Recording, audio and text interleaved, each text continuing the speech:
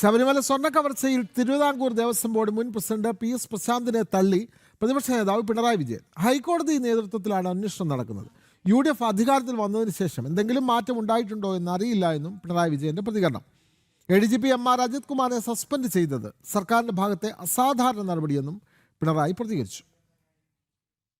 ശബരിമല സ്വർണ്ണ കവർച്ചയിൽ പ്രത്യേക അന്വേഷണ സംഘം അറസ്റ്റ് രേഖപ്പെടുത്തിയതിന് പിന്നാലെ രാഷ്ട്രീയ പ്രേരിതമെന്നായിരുന്നു PS പ്രശാന്തിന്റെ പ്രതികരണം. തുടർന്ന് പ്രതികരിച്ച CPI നേതാക്കളെല്ലാം ഇതിനെ തള്ളിയിരുന്നു. ഒടുവിൽ പ്രതിപക്ഷ നേതാവും മുൻ മുഖ്യമന്ത്രിയുമായ പിണറായി വിജയനും PS പ്രശാന്തിനെ കൈവിടുന്നതായാണ് സൂചന.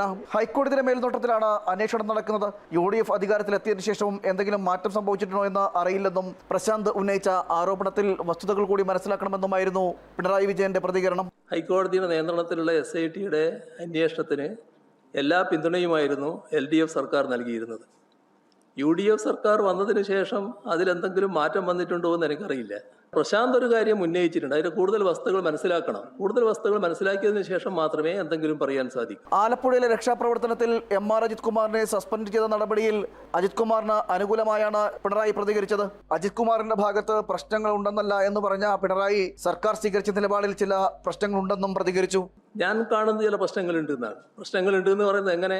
അജിത് കുമാറിന്റെ ഭാഗത്ത് പ്രശ്നങ്ങളുണ്ട് എന്നല്ല, ഗവൺമെന്റ് നിശ്ചയിച്ച നടപടികളുടെ ഭാഗത്ത് ചില പ്രശ്നങ്ങൾ ഞാൻ കാണുന്നുണ്ട്. ഇന്ന് ചിലരെല്ലാം വലിയ താല്പര്യത്തോടെ അതിനെ പിന്താങ്ങാൻ രംഗത്ത് വന്നിട്ടുണ്ടല്ലോ.